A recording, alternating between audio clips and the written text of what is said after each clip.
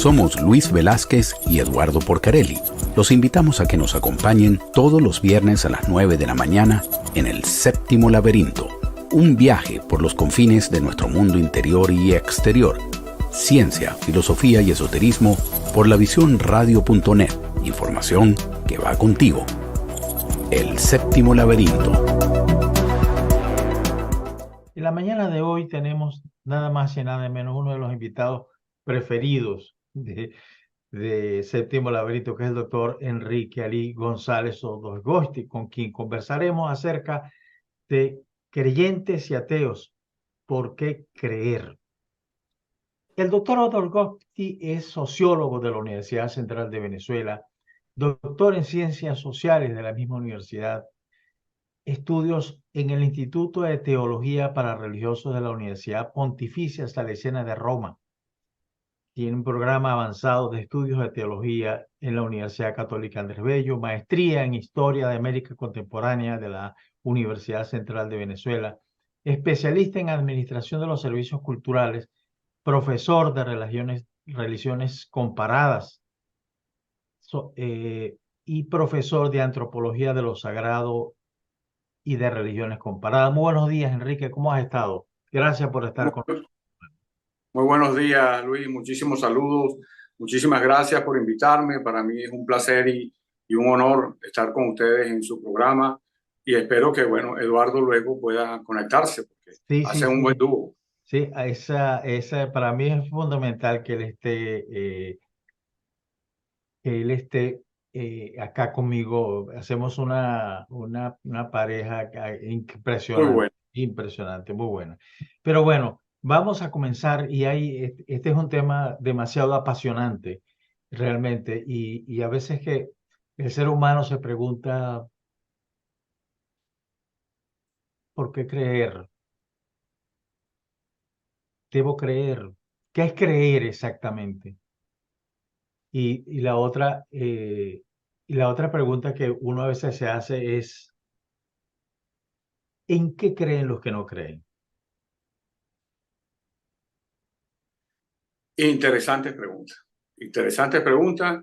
Y vamos a comenzar por ahí, porque ustedes siempre tienen unas preguntas interesantísimas. Por eso una de las cosas que me gusta venir a este programa, porque lo ponen a uno a sudar también. Es como un gimnasio intelectual. Uno sale realmente como una hora de gimnasio intelectual. Sí, yo te voy a dar un secreto. Te voy a decir cuál es el secreto. El secreto es que nosotros nos preparamos para todos los programas. Nosotros estudiamos realmente. Esto nos obliga a leer por lo menos un libro a la semana y tomar notas. Es que se nota, es evidente. Por eso es que uno viene aquí casi que en traje de gimnasio para hacer el acondicionamiento intelectual y mental. Porque son muy buenas esas preguntas, muy interesantes. Y creo que debemos comenzar por responderlas desde la propia profundidad de las preguntas. Y es lo siguiente, cuando nosotros hablamos de creer, toda creencia se basa en una fe. Toda creencia en cualquier cosa, porque debemos insistir, algo que hemos dicho en otras ocasiones, que hay tres maneras de acceder a la verdad por parte del ser humano en cualquier momento de su historia. Una es utilizando la razón, que después va a dar origen a la filosofía, a la ciencia y al saber práctico. Otro es usando su sensibilidad, que es entonces cuando se produce el arte, el conocimiento a través del arte. Y la tercera es conocer a través de la fe. Eso es un conocimiento antropológico. Por lo tanto, el ser humano siempre ha tenido esos tres conocimientos. Y la fe creo que puede seguir utilizándose. La magnífica definición que formularon los teólogos en la Edad Media, alrededor del siglo XII, y que definen la fe como tener la certeza de lo que no se ve. Eso es la fe. Y la fe genera creencia, porque uno cree en algo, y a veces cree en algo que realmente uno no lo está viendo por completo. ni lo está viendo ya definido por completo, sino que cree, porque es precisamente la fe es aceptar lo que no se ve, creer en lo que no se ve. Esa es la creencia. Desde ese punto de vista, enlazamos con las preguntas que tú hacías de quién cree y quién no cree y quién no cree en qué cree. Bueno, eso lo podríamos resumir de la manera siguiente. Inevitablemente, todo el mundo cree. No hay otra posibilidad. Todo ser humano cree, así como todo ser humano razona, y por eso nos llamamos Homo sapiens sapiens. Todo ser humano conoce a través de la sensibilidad. Por lo tanto, podríamos hablar de un homo artístico o un homo sensible, así como hay un homo racional. Igualmente, todo el mundo tiene fe. Y por lo tanto, a veces ya se habla del homo religioso. Porque, bueno, la religión es una forma de la fe, pero no es la única. Y esto lo vamos a demostrar. Pero en principio, nadie puede no razonar, nadie puede no tener sensibilidad y nadie puede no creer. Y entonces aquí viene la otra pregunta que es sumamente interesante, que es a partir de la cual podemos hacer una discusión muy fructífera, y es en qué creen entonces quienes no creen en Dios. Y aquí particularizamos. Quienes no creen en Dios, ¿en qué creen?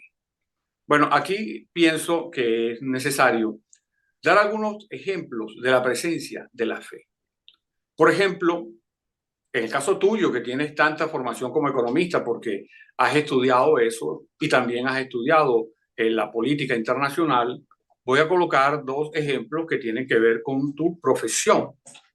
Por ejemplo, una de las cosas para que funcione la economía, que es clave, es que la gente tenga confianza en la economía, porque nadie va a invertir si no confía en la economía.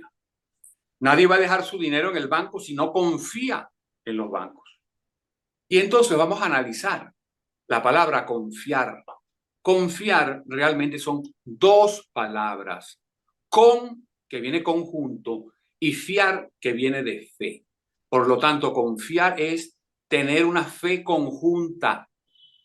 Tener fe conjunta. Y entonces resulta que la economía no funciona si no hay una fe conjunta. Y si lo vamos al análisis de lo político, que tú eres también experto en esa área, tú sabes que si algo necesitan los políticos es tener gente de su confianza alrededor. Es decir, de tener una fe conjunta con las personas que están a su lado. Eso demuestra que también en la política, sin fe, no existe política posible. Igual que, por ejemplo, en la administración, sea una administración privada o una administración pública. Tanto es así que lo reconoce el estatuto legal cuando dice, este es un personal de confianza y el otro es un personal de carrera. El personal de confianza es precisamente el que tiene una fe conjunta con quien lo dirige y por eso es vital.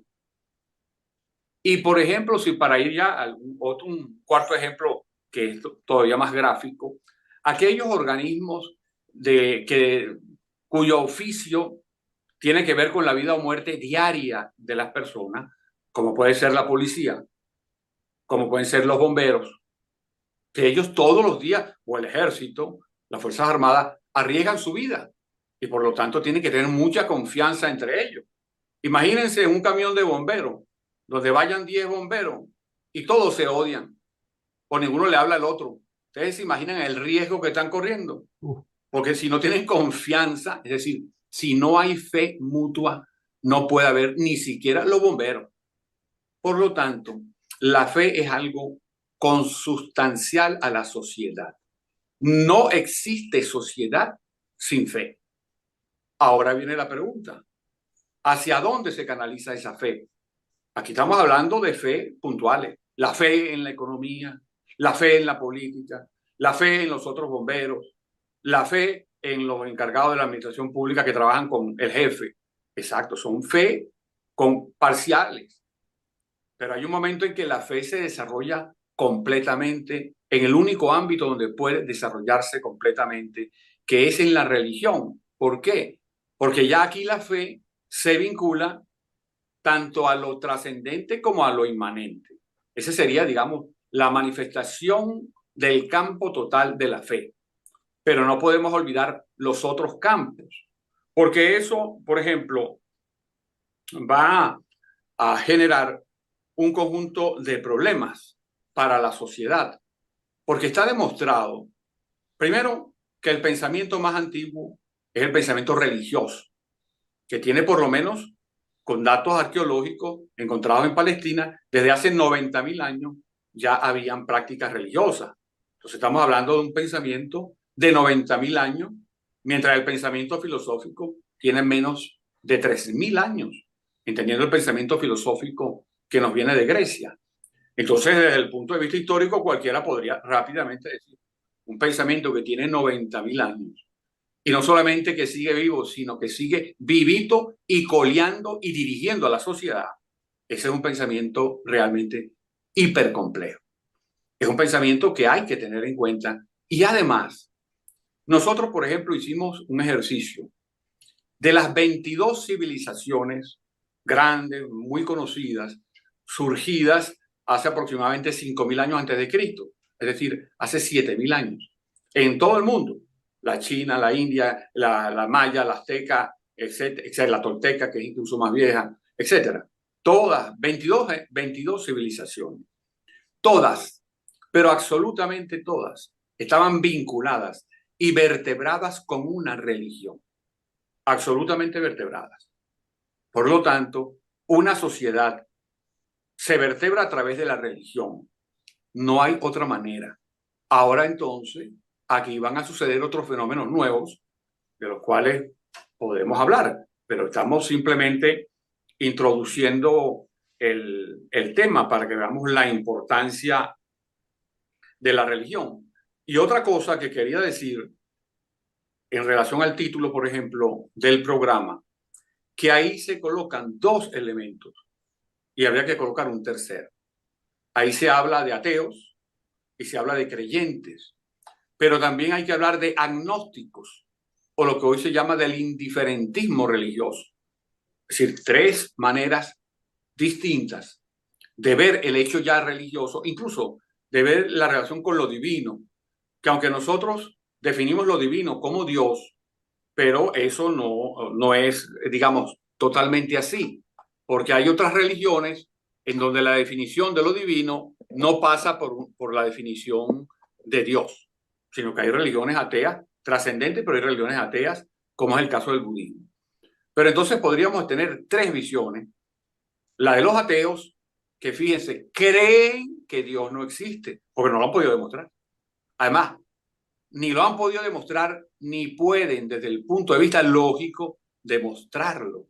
Por un principio lógico, nadie puede demostrar lo que no existe. Entonces, el que Dios no exista no puede ser demostrado. Y ellos piensan, porque tienen fe en que ellos lo pueden demostrar o que está demostrado, ¿no? Eso es pura fe. Fe porque están basándose en lo que no se ve y en lo que además no solamente que no se ve, sino que es imposible que se vea. Porque luego están los que creen en Dios. Como creen, para los que creen en Dios, eso existe. En tal caso, otros pudieran negar que eso es verdad, pero en tal caso es una proposición en positivo, una proposición que afirma el objeto de estudio. Y el tercero, que son los agnósticos o los indiferentes que dicen, miren, yo no sé si Dios existe o no, pero ese no es mi problema, porque si yo no trabajo, no como. Ah, bueno, ese es un sentido práctico de no meterse en eso. Y si nosotros vemos las estadísticas que ya vienen desde el siglo XIX, variando algunos porcentajes, pero se mantienen, que el porcentaje más grande de la población, alrededor del 85% en el mundo, cree en alguna religión. Vamos a extender, vamos a decir que creen en Dios o en lo divino. Alrededor de un 12 o 13%, que ha venido subiendo, son agnósticos y un 2 o 3% son ateos. Por supuesto, estoy hablando de cifras mundiales, ¿no? Este es un tema muy interesante porque uno se pregunta si el tema de la fe es consustancial a la naturaleza humana o no. Hay ya estudios, después de que se levantó el genoma humano, hay estudios de algunos autores que indican que inclusive el tema de la fe pudiera estar ligado a una suerte de gen Sí. divino, que haría más propensas a unas personas a creer que otras. Y no podemos dejar de un lado tampoco lo que es la formación familiar o el entorno social donde se desarrolla un individuo, si ha estado expuesto a un tema religioso, una fe en particular o no. Cómo todos esos elementos influyen en la conformación de las creencias en los seres humanos, de la fe, cualquiera que ella sea. Y adicionalmente te quisiera preguntar, ¿en qué creen los que no creen? ¿En qué creen los ateos? Porque nunca yo he encontrado que hay un ateísmo al 100%, ¿no? Siempre el que dice, bueno, yo no creo en Dios, pero cree en algo, cree en sí mismo, cree en el universo, cree en algo. ¿En qué creen los que no creen? Bueno, en principio hay una necesidad material de creer para que pueda existir la sociedad. Y ya lo hablábamos con el término confianza. Confianza es una fe mutua. Ambos, por ejemplo, en la amistad. Uno cree en la amistad y uno considera a alguien amigo y uno piensa que siempre el amigo va a ser buena gente con uno, digamos. Aunque después de pronto esa situación se rompa. Pero uno tuvo confianza. Cuando uno tiene confianza en algo es porque uno tiene una fe conjunta. Y sin la fe conjunta no puede existir ninguna institución social. Entonces hay una razón material de existencia para la sociedad de la fe. Sin fe no hay sociedad. Ahora que si además puede haber una parte del genoma humano donde se encuentra un gen, bueno, eso lo dirán los grandes investigadores. Quizás también es posible, pero ya partiendo de una visión materialista de la sociedad, es imposible la sociedad sin confianza. Y lo que debemos saber es que confianza significa fe mutua, fe conjunta. Entonces, luego lo de las creencias. Como todo el mundo tiene que creer, entonces aquí tenemos dos tipos de fenómenos. Porque aunque pueda hablarse que quizás, o es muy posible con ciertos datos que se encuentran, en las anteriores civilizaciones, las 22 que estamos hablando, habían algunas personas que podían estar contra los dioses de ese momento, que no significa necesariamente ser ateos, sino estar contra los dioses. Fíjense que eso fue una de las acusaciones contra Sócrates, que lo acusaron de estar contra los dioses, pero eso no significaba que estar, según esa acusación, contra los dioses de Grecia, significara que Sócrates fuese ateo. Entonces es muy difícil rastrear las personas ateas antes del siglo más o menos 18 y quizás hasta 19. Por lo menos no hay posibilidad fácil de decir estas personas eran ateas, porque que no fuesen vinculadas a sus dioses no significa que negaran la existencia de los dioses. Pero ha sucedido un fenómeno que se fue imponiendo. Y aquí vuelvo a traer a colación un axioma.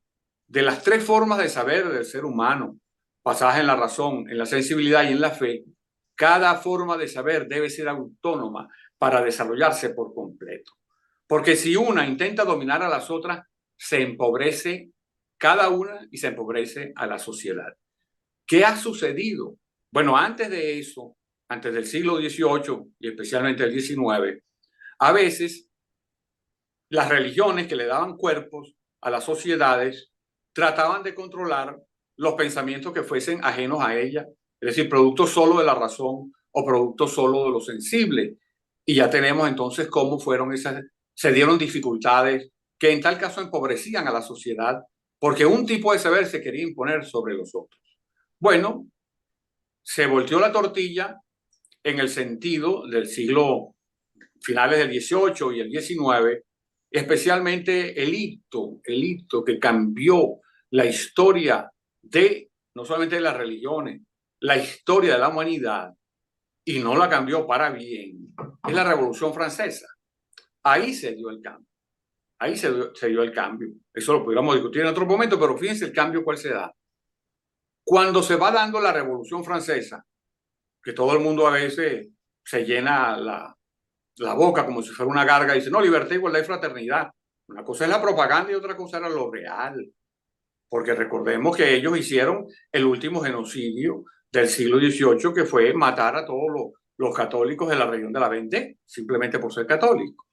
Entonces, pero bueno, ya eso es tema de otro costal, digamos, harina de otro costal, pero quisiera señalar un momento que algunas personas lo han tomado como si fuese un chiste, como si fuera una gracia, cuando la Revolución Francesa, en su afán de eliminar el cristianismo, dice que hay que adorar es a la diosa razón, diosa razón. Ahí se crean oficialmente las religiones ateas, inmanentes, políticas y salvacionistas.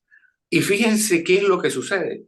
De los tres tipos de saberes que estamos hablando, el ser humano que puede saber por la razón, por lo sensible y por la fe, se toma uno de esos saberes, que en tal caso es una cualidad humana, y se hace una hipostasía. ¿Qué es hipostasiar? Es creer que algo tiene vida propia. Y se crea la diosa razón. Hay que ver lo que eso significa. Porque cuando es como si yo dijera, bueno, vamos a crear el dios oreja, porque ahora todo el mundo tiene que adorar a las orejas de los demás. Uno dice, bueno, ¿qué es eso? Bueno, y resulta que agarró vuelo y se instaló en el sentir y en el pensar. Porque cuando hoy en día uno encuentra todavía personas que dicen, no, es que yo creo en la ciencia. Bueno, eso es algo absolutamente anticientífico, porque la ciencia no es para creer. La ciencia es un método de búsqueda de la verdad, con una teoría, con una manera de discutirse a sí misma y contradecirse a sí misma. Por eso es que la ciencia está permanentemente en búsqueda de la verdad, porque se critica a sí mismo igual que la filosofía. Cuando alguien dice, revisable, ¿no?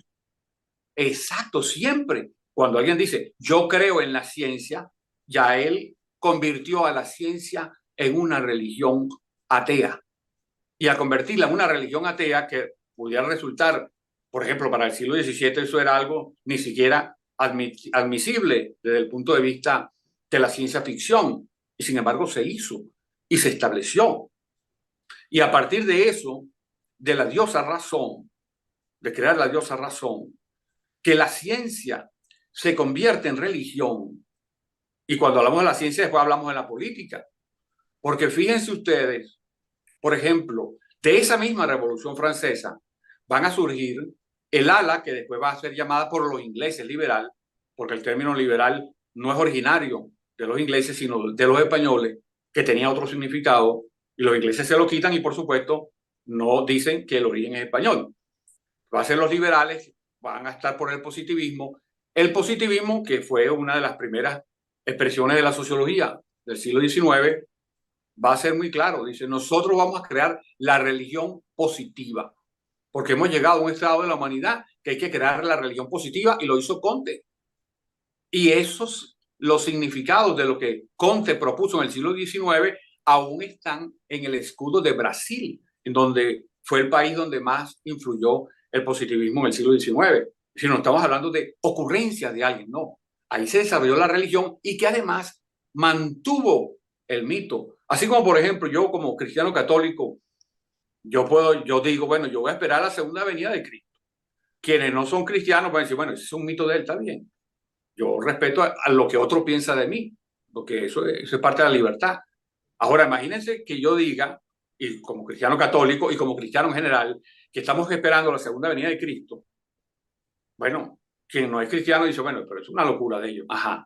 Bueno, es lo mismo que afianzó el positivismo, que hizo suyo aún la ciencia y la política hoy en día, cuando dicen, no, nosotros creemos en el progreso infinito, porque la humanidad va hacia un progreso infinito. Bueno, y guerra, y plomo, y viene la Primera Guerra Mundial, y viene la Segunda Guerra Mundial, están los campos de concentración y ese muertero, y hay hambre, etcétera. Y aún hoy en día hay más países que son antidemocráticos que democráticos, y sin embargo la gente, sin despeinarse Y no porque sea calvo, que tenga poquito como yo, que cuesta despeinarse. No, sin despeinarse dicen, es que estamos en un progreso infinito. Entonces después uno dice, bueno, pero ¿quiénes son los locos? Nosotros que creemos en la segunda venida de Cristo y en tal caso no perjudicamos a nadie, o estas personas que están apoyando todo ese desastre y dicen, es que avanzamos hacia el progreso infinito. Esa es una forma y deriva de la Revolución Francesa con la razón como diosa. Pero la otra, la de la izquierda, que ha sido incluso peor, por Y donde se va a quizás, desarrollar el socialismo utópico, el socialismo científico y Marx. Mire, hay un análisis fácilmente que se puede calcar cómo el marxismo es tomado, es analizado teológicamente y es tomado del judaísmo y el cristianismo. ¿Por qué? Porque el marxismo dice, el marxismo tiene un pueblo elegido, el proletariado. En el caso de los judíos son ellos mismos. Y en el caso de los cristianos, bueno, son los cristianos que se van, que pues son universales. Pero además de eso, tiene un centro que es el que va a promover esa conducción de ese pueblo escogido. En el caso del marxismo será los partidos y que Lenin va a conformar el partido leninista. En el caso del judaísmo es el templo y en este caso con los rabinos, y en el caso de los cristianos, bueno, católicos o no católicos, es la iglesia en sus distintas denominaciones. Enrique, Luego, el marxismo, ¿hacia dónde va? Hacia la tierra prometida. ¿Cuál es la tierra prometida? El comunismo. El comunismo es el principio de la historia. ¿A cuál es la tierra prometida del judaísmo? Cuando llega el Mesías, ya Dios viene el juicio final, igual que para los cristianos. Es una teología. Ah, pero el cristianismo y el judaísmo dicen, nosotros somos religiones, ustedes saben. Ok, todo el mundo sí. Pero el marxismo dice, no, esto es ciencia, esto es inevitable, esto es el progresismo. Y por eso es que, por ejemplo, de esa izquierda, como está documentada, que se va a expresar luego en el siglo XX con el leninismo, con el Mao, con Fidel, etcétera, 150 millones de personas. Y aún hay personas que dicen, no, yo soy comunista. Dice, mira, ¿tú supiste que mataron 150 millones de personas? Sí, pero es que el progreso es inevitable. Esas son las religiones ateas que se han conformado y en eso es que creen quienes no creen en religiones tradicionales, por lo menos la mayoría, Enrique, lamentablemente. Pero hay otra cosa, pero sí le voy a dar a ustedes para que hablen porque viene después otra cosa. Estamos hablando de las religiones políticas, pero después pudiéramos hablar de las religiones sociológicas. sí, Enrique, ya vamos a ir a una pausa, pero quisiera dejarte dos preguntas, una mía y tiene que ver con, estoy seguro que cuando lo diga Eduardo va a mostrarnos una sonrisa. A mí me parece que hay uno de los mejores libros que he leído que se llama Cuando habla Dios, del doctor Francis Collins, el director del genoma humano. Y él habla de una ley moral universal que será fundamental para la creencia en Dios. Me gustaría que hablara sobre eso. Y el segundo tiene que ver con un oyente desde Lima, Perú, Edgar Rivers, que dice, pero bueno, en tanto desarrollo tecnológico que tenemos encima, cuando tenemos una inteligencia artificial que la tendencia sería de alguna manera eh, pasar por encima de esas creencias, pasar por encima de la fe y convertirse en otro paradigma de la sociedad, como estamos aquellos que hemos venido creyendo en lo tradicional, creyendo en Dios. Ajá, bueno. La primera pregunta sobre lo de la ley moral universal. Yo también creo en la existencia de una ley moral universal. Y uno pudiera soportar esta idea de la siguiente manera. Nosotros, el ser humano es una especie. Si es una especie, es un sector universal de la naturaleza. Así como por decir cualquier animal, la ballena es una especie.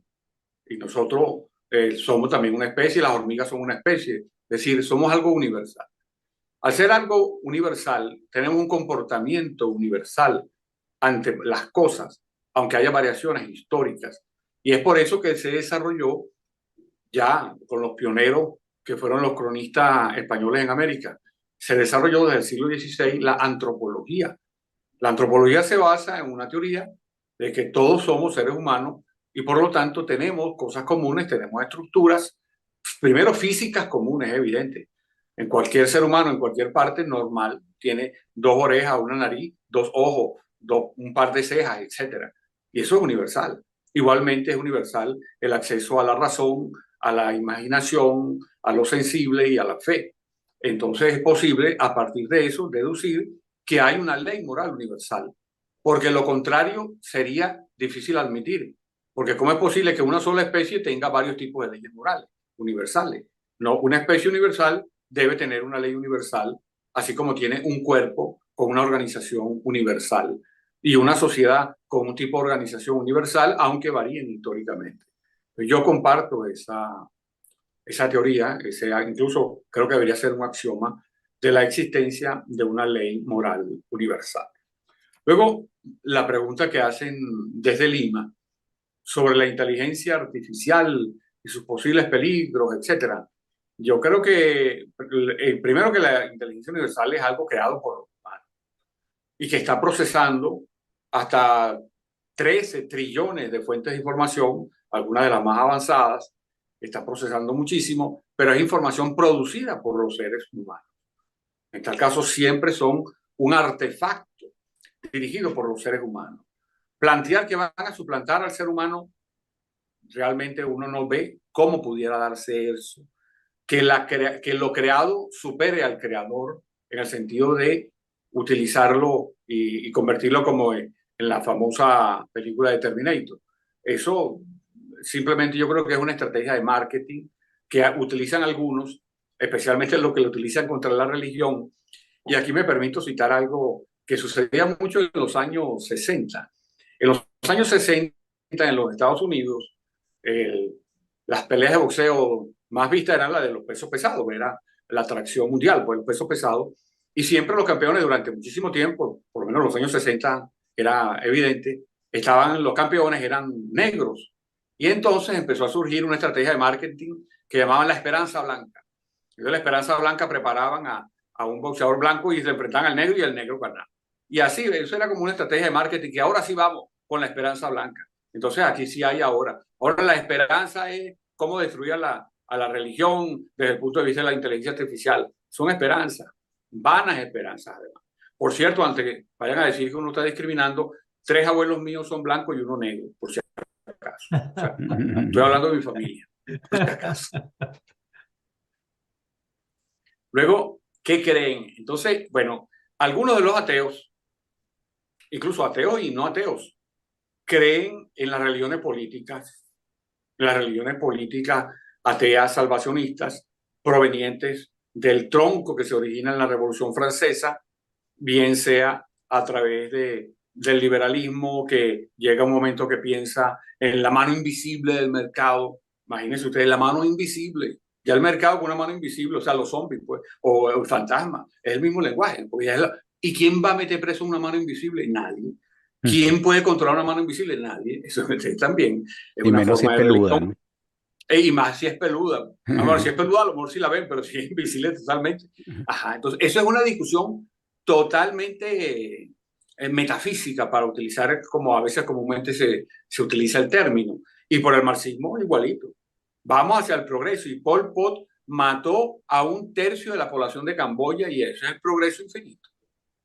Eso es el progreso infinito. Entonces, de los que no creen en las religiones tradicionales, tienen que crearse su propia religión.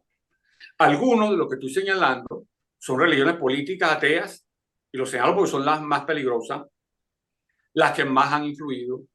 Una de las religiones, estas se han venido fusionando. Hoy es la religión de lo políticamente correcto, donde se dicen cosas absolutamente fuera de la razón, porque hay que ver lo que significa un genoma para que la persona llegue a ser XX, es decir, una mujer, o llegue a ser XY, es decir, un hombre. Y que entonces venga Simón de Beauvoir, diga un día, no, el sexo no tiene que ver con lo biológico, sino con lo mental. Y entonces ahora a partir de ahí, el sexo es lo mental. Es decir, eso es una irracionalidad, eso es un ataque contra la biología, contra los análisis científicos que han llevado cientos de años. Pero bueno, eso es otra religión nueva de las políticas ateas salvacionistas. Pero hay otras religiones de menor alcance, en el sentido de que no intentan controlar a toda la sociedad, pero sí a una parte, que es lo que se llama hoy en la literatura las religiones sociológicas. ¿Por qué? Porque se dan dentro de la sociedad como una manera de tratar de controlar a algo que pasa a ser el todo. Por ejemplo, las religiones del cuerpo. Hay personas, por ejemplo, algunas que se dedican extremadamente al fisioculturismo, que están todo el tiempo viendo si tienen medio centímetro o medio milímetro de grasa porque sufren mucho y entonces se condenan a no comer chocolate, etcétera, etcétera, y a volver a hacer ejercicio porque para ellos el cuerpo tiene que tener determinadas características. Incluso ahí, en algunos casos, no ellos, pero sí otras personas, han hecho que, por ejemplo, surjan fobias. La fobia que hay hacia los gordos, hacia lo que la gente considera gordos, que es una fobia que ha sido además denunciada. Que entonces una persona piensa que un gordo que no tiene lo que ellos consideran la figura ideal, tiene una conducta inmoral, porque toda religión genera una moral. Y entonces hay que ver, por ejemplo, cada una de estas religiones políticas ateas, como la del cuerpo, genera una moral, pero también está la religión de la comida. El veganismo, por ejemplo.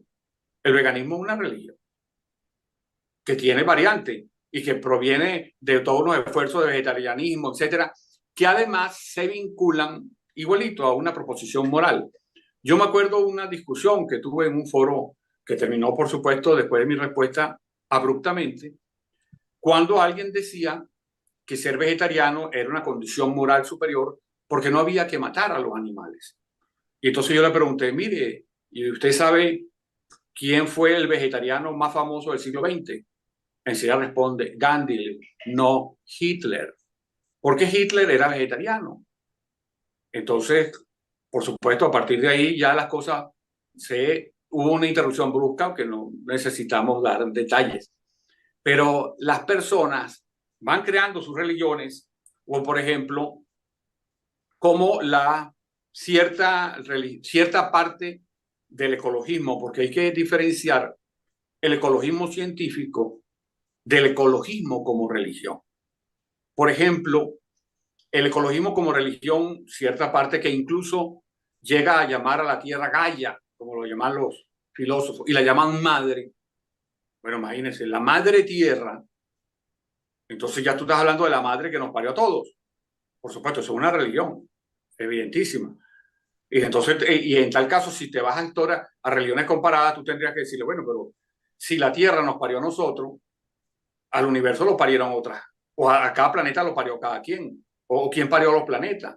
En tal caso sería una religión local, porque yo como cristiano digo, Dios todo nos hizo criatura. Ahí tenemos una expresión radical del ecologismo en donde piensan que la tierra es una diosa, que es más o menos a un nivel mucho más bajo de las religiones persas que hablaban de las religiones persas que crearon digamos, la astrología. La astrología, que eso es una religión porque, imagínate, cuando tú te vas a hacer la carta astral, te dice, bueno, pero es que el día que naciste Júpiter no le hablaba a Saturno, entonces Saturno le dijo a la luna que se escondiera del sol porque que tú estabas afuera y Venus no iba a llegar a tiempo. Ajá, entonces, y la gente lo toma en serio y dice, bueno, ahora cómo hago para ponerme en la buena con Venus y, por ejemplo, alejarme de Saturno. Ahora, eso es evidentemente una religión y además la predican y cobran por eso, y cobran bastante. Cobran a veces más que el diezmo que cobran en algunas iglesias. Entonces la gente al final cree en algo. Ahora, ¿cuál es la desventaja de quienes están fuera de las religiones tradicionales consolidadas? Y estoy hablando de las religiones, no solamente la mía, la católica, sino las religiones. Es que en las religiones consolidadas hay un espacio de discusión que es la teología. Entonces, en las discusiones teológicas van a haber confrontaciones entre muchos puntos de vista que obliga a que se vaya encontrando algún grado de racionalidad. Porque otra característica, que ya es una característica de la historia del ser humano, es que estamos hablando de tres tipos de saberes, que es la razón, que es la fe y es lo sensible.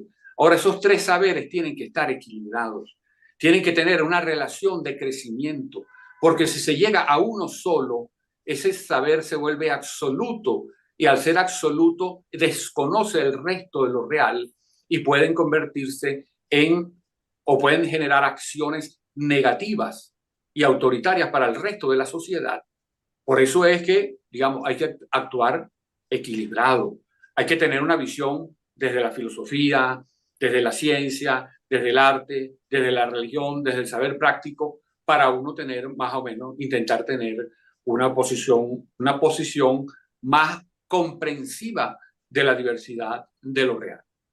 Enrique, yo tengo una pregunta que tiene que ver con algo que leí en el Nuevo Testamento. Y tiene que ver es con lo siguiente. ¿Creer en el Apocalipsis es creer o descreer en Dios o es todo lo contrario? Bueno, fíjate, si nosotros vemos el significado real de Apocalipsis, Apocalipsis simplemente significa revelación. Revelación. Cuando tú aceptas cualquier religión revelada, ya es un apocalipsis, porque es revelación. O la parte catastrófica, eso es una cosa adicional que se le han añadido a las interpretaciones. Pero el significado real es revelación. El apocalipsis es revelación. Ahora, ahí quizás está algo muy interesante, pero que debería ser, simplemente se lo sugiero muy respetuosamente, preguntarse sobre cómo se imaginan el fin del mundo o se han imaginado el fin del mundo diversas religiones. Yo una vez me organicé una conferencia sobre distintas visiones del fin del mundo y es sumamente interesante. Es sumamente interesante. Fíjense que es tan interesante conocer cuáles son las visiones del fin del mundo de las religiones principales. Porque los países hoy en día, cada uno sigue dependiendo de una visión religiosa. Y al tener una visión religiosa, tiene una visión de cómo es el fin del mundo. Y de acuerdo a esa visión del fin del mundo, actúan. Fíjense, y aquí voy a poner un ejemplo además Es cierto, sí. práctico, llevado a cabo en la Segunda Guerra Mundial. Nosotros como cristianos, para nosotros el fin del mundo lo va a anunciar Dios. Por lo tanto, es Dios el que va a decir, señores, ahora vamos a hacer el juicio final, que ni siquiera es el fin del mundo, sino el juicio final. Porque hay religiones que aceptan el fin del mundo y hay otras religiones, como las cristianas, que no aceptan el fin del mundo. Porque el juicio final no es fin del mundo, siempre. En el caso nuestro, del cristianismo no es fin del mundo. Pero fíjense lo siguiente, lo que significa que, por ejemplo, la Segunda Guerra Mundial, habían países, lo que llamaban los aliados, donde estaban países fundamentalmente formados dentro de la religión cristiana. Entonces ellos estaban enfrentándose a una lucha. Ellos no pensaban que era el fin del mundo. Pero en el cambio, Alemania sí. Pero Hitler, porque hay un proceso interesante, no solamente por los distintos grupos esotéricos, que eso sería otra discusión, que alentaron y fueron como asesores de Hitler, sino que Hitler, a partir sobre todo de la manera como él entendió a Wagner y cómo entendió a Nietzsche, él se fue vinculando en interés a las religiones germanas y escandinavas, es decir, de todo el norte, todos los hermanos, escandinavos y propiamente germanos. Una de las características de esas religiones, ¿ustedes saben cuál es el concepto de fin del mundo? Concepto de fin del mundo, creo que se llama Ragnarok, algo así. Tiene un nombre como el eslavo no, nórdico. Tiene un nombre que dice, el fin del mundo va a ser una lucha entre los buenos y los malos. Los que ganen son los buenos. Es casi una ordalía. Entonces Hitler decía, bueno, si yo estoy aquí en el Ragnarok, digamos, en la parte final del mundo, de acuerdo a la religión germana, y él estaba rescatando el germanismo, cuando él hablaba de rescatar los arios, claro, no sabía que los arios realmente son de Crimea. Ahí fue donde surgieron los arios. Y cuando llegaron a Alemania ya eran arios como de muchas generaciones posteriores. Pero bueno, eso no lo aceptaban ellos, no lo supieron. Pero en tal caso, ¿qué apostaba Hitler? ¿Qué importa? Se va a matar todo el mundo. Como nosotros somos los buenos, vamos a vivir. Los otros que se murieron no tienen ni siquiera que darnos remordimiento porque eso era inevitable. La lucha entre el hielo y el fuego, en el caso del nazismo. La lucha entre el hielo y el fuego. Exacto. Y es inevitable, y ni siquiera había remordimiento. Y por eso no importaba lo que hicieron, la masacre que hicieron en los campos de concentración. No les importó el intento de genocidio total de los judíos y de los gitanos. No les importó, porque para ellos ese era el juicio final. El juicio final se ganaba en una guerra. Entonces es muy importante, aunque no con el término apocalipsis, sino con el término de fin de mundo, el concepto de fin de mundo en distintas religiones. Es muy importante tenerlo en cuenta, porque eso sigue influyendo, sigue absolutamente vigente en las mentalidades de las principales personas que dirigen la política en los distintos espacios mundiales.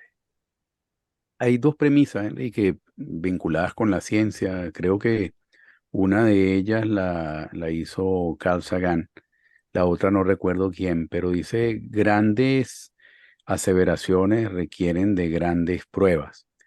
Y otra premisa tiene que ver que si tú vas a negar la existencia de algo, o si vas a probar la existencia de algo, o presentar argumentos para probar la existencia de algo, quien dice que eso no existe tiene que también probar con argumentos de que eso no existe. Y en el tema religioso uno encuentra mucho eso, con el tema de la fe. Quien te dice que cree en Dios, que es teísta, dice, bueno, hay un acto de fe, pero puedo presentar algunas pruebas. El universo existe, quién lo creó, no lo crearon los hombres, etcétera. Alguien lo tuvo que haber creado. Difícilmente se creó a sí mismo, o si se creó a sí mismo, que había antes, que había después. Una gran cantidad de preguntas que para probarlas, para hacer esas aseveraciones requieres de grandes pruebas, pero también para decir que no es así, también requieres de grandes pruebas. Entonces, el tema de la fe, el tema religioso se encuentra atrapado entre primero la dificultad de probar la existencia y la dificultad de no probarla también. Entonces, al final, ahí vienen los caminos de fe. Pero me pregunto para la persona que está escuchando este programa, que de repente es atea o agnóstica, ¿qué ventajas tendría en creer? Bueno, de creer o sea, creer en Dios, porque siempre hay Sí, que claro, creer. de creer Además, en Dios. es inevitable creer, porque creer es como razonar. Sí, Eso es creer en una Dios. conclusión. Exacto, creer en Dios. Ajá. Fíjense que hay primero que el término, las pruebas. Hay que ver cuál es el sentido de las pruebas, porque precisamente la filosofía demuestra y la ciencia comprueba. O sea que hay cosas que se pueden demostrar desde el punto de vista lógico del pensamiento, aunque no se puedan comprobar. Por eso es que la ciencia no va delante de la filosofía y mucho menos de la teoría, va atrás. Porque y además ese es su papel. Es decir, no, yo tengo que comprobar. Fíjense ustedes, por ejemplo, con Einstein formuló hizo un conjunto de fórmulas que propuso a principios del siglo XX. Y algunas de ellas fueron demostradas 80 años después, Así es. 90 años después. Entonces aquí hay que distinguir entre la demostración y la comprobación. La comprobación puede ser muy difícil o puede demorarse mucho. Ahora, la demostración va estableciendo parámetros lógicos a partir de los cuales hay que pensar las cosas. Por ejemplo, uno de los problemas centrales que se dio en la discusión durante varios siglos entre los creyentes en Dios y los ateos es que se decía, bueno, ¿cómo se formó el universo? Los que creemos en Dios decimos, el universo tuvo un principio. Vamos a quedarnos con los términos científicos. El universo tuvo un principio. ¿Qué decían los ateos? No, no tenía un principio, el universo ha existido siempre. Esas eran las dos teorías. Esas eran las dos teorías que quieren revivirse, pero ya vamos a ver cómo están actualmente a favor de la creencia en Dios. Que ellos puedan tratar, bueno, precisamente esa es la discusión, traten ahora de revertirla. ¿Qué es lo que ha pasado con la teoría del Big Bang? La teoría del Big Bang demostró que hubo un inicio del universo. Y por lo tanto termina de rebatir a aquellos que dicen, no, el universo siempre ha existido. Y si ha existido, no ha tenido necesidad de ser creado. Pero ahora con el Big Bang tiene objetivamente un punto de partida. Por lo tanto, si fue un punto de partida, fue creado. Ahora la discusión es por quién fue creado, pero ya no tienes duda. O sea, ya ha sido demostrado. Incluso en este caso, prácticamente comprobado, porque ya hay estudios astronómicos suficientes para comprobar que han comprobado la existencia del Big Bang. Entonces, ahora ya aquellos que defendían su ateísmo diciendo que el universo siempre ha existido, ya ese argumento quedó refutado por la ciencia. Por supuesto, ellos estarán intentando ahora decir que, por ejemplo, hay un multiverso, etcétera. Bueno, también sigan tratando de formular una teoría alternativa, pero hasta ahora están derrotados. El universo tiene un principio. Y entonces, por ejemplo, ante eso, algunos grandes científicos, voy a hablar de Stephen Hawking, hizo una salida que realmente es un chiste, es una gracia, porque le preguntan a Hawking, quien por cierto, siendo ateo, era miembro de la Academia Pontificia de Ciencias del Vaticano, para que vean cómo la Iglesia también está en el mismo nivel de discusión con los otros científicos. El Observatorio del Vaticano es una maravilla. Es una maravilla, una maravilla. Entonces, estamos hablando de discusiones profundas. Entonces, Steve Hawking le dice, pero un momento, si todos sabemos que hay un punto, y cuando ese punto se abre, es decir, el espacio se abre, es que se forma este universo, espacio y tiempo, que había antes de que se abriera. Entonces, Steve Hawking echa un chiste, para mí, ¿no? Nada, así, nada, de la nada, nada sale. Ahora tú me vas a decir que de la nada sale todo, entonces, esto no es madre de gallo. Porque si tú me vas ahora a convencer de que la nada sale todo, entonces, no, de la nada, nada sale. Así que ese punto que dio origen al Big Bang salió de alguna parte y fue creado. Ahora, ¿por quién? Bueno, ahí viene la discusión. Pero lo que no se puede es salir con afirmaciones que pecan de absurdas desde el punto de vista lógico. Tú no puedes utilizar la nada como una muletilla. Lo que pasa es que, Enrique, el solo nombrar la nada ya la convierte en algo, ¿no? Por nombrarla, ¿no? Exacto. Y entonces, por eso, y si lo convierte en algo, ya no es nada. Exacto. Entonces, digamos, ahí es una salida que para uno tomársela con soda, como dicen aquí en Venezuela, entonces uno dice, no, eso es un chiste. El problema es que algunos se crean ese chiste. No, ya está demostrado que el universo tuvo un principio. Por lo menos es la teoría que hasta los propios científicos han hecho suya, porque quien la formuló es un científico que era un sacerdote belga, que además es miembro también de la Academia de Ciencias del Vaticano. Entonces, ahora ya incluso está demostrado y comprobado que el punto existía antes del universo. Eso está comprobado, no solamente demostrado. Entonces, ahora quienes quieran rebatirlo tienen que probarlo también. Tienen, ¿no? Incluso, exacto, ellos son ahora los que tienen que ver cómo niegan lo que ya existe, lo que ya está demostrado y comprobado. Prueba. Entonces, ¿no? Ya está demostrado y comprobado. Por eso que hablé de dos. O sea, demostrado filosófica y teológicamente y comprobado científicamente. Exacto. Enrique, y a mí me quedaron dos preguntas por hacerte. La primera tiene que ver sobre la existencia del ateísmo cristiano. Y la segunda tiene que ver con el fin del mundo. ¿El fin del mundo es algo individual o es la finitud completa? Eso es todo, ¿verdad? Ajá. Bueno, ya nos quedará para otra oportunidad, Enrique, para seguir conversando contigo. Muchísimas gracias. No, que indudable no se puede responder, pero simplemente si fuésemos a hablar del fin del mundo, creo que debería haber un programa sobre eso, nada más. Sí, no, exclusivamente. El concepto de fin del mundo es una cosa bárbara. Sí, así nos presentas el estudio que hicieron en el seminario que tú nos comentaste también sobre las distintas visiones de fines del mundo de las distintas religiones. Eso es interesantísimo. Vamos a quedar agendados con eso muy pronto, Enrique. Muchísimas gracias por habernos acompañado en el día de hoy, a todos ustedes. Muchísimas gracias, Luis, y los esperamos la próxima semana. Fuerte abrazo.